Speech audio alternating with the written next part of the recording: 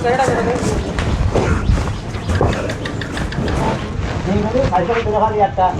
আলাইকুম। খামার ভিডিও 24 নিউজের পক্ষ থেকে সকলকে সুস্বাগত জানাচ্ছি।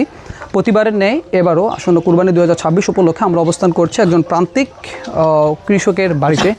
আমাদের পাশেই আছে একজন তরুণ উদ্যোক্তা যার নাম হচ্ছে আল মামুন, যার বাসা হচ্ছে ব্রাহ্মণবাড়িয়া জেলা বাঞ্ছারামপুর উপজেলা 13 নং মানিকপুর ইউনিয়ন মানিকপুর গ্রাম।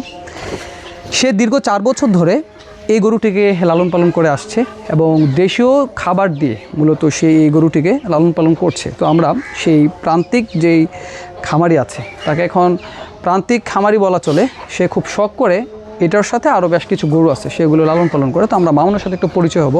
মামুন ভাই, ভালো আছো? আলহামদুলিল্লাহ ভালো আছি। তুমি তো এই গরুটাকে দীর্ঘদিন ধরে লালন পালন করতেছো। কত বছর হবে? 4 বছর। প্রায় 4 বছর। 4 বছর ধরে লালন পালন করতেছো। তোমার এই গরুটা মূলত কি জাতের গরু ভাই? ফিজিয়ান জাতের। ফিজিয়ান জাতের। এটা কি তোমার গোয়ালের গরু ছিল নাকি তোমরা বাছুর কিনে নিয়ে আসছিল? এটা বাছুর কিনে নিয়ে এসেছিলাম। বাছুর কিনে নিয়ে আসছো, সেই বাছুরকে 4 বছরে তিলে তিলে একদম বড় করছো। কি দিছো তোমার এই গরুটার? টাইগার। দৈনিক খাবারের তালিকা কি কি আছে? খাবার তালিকায় ভুট্টা, ধানের গুঁড়ো, বোট,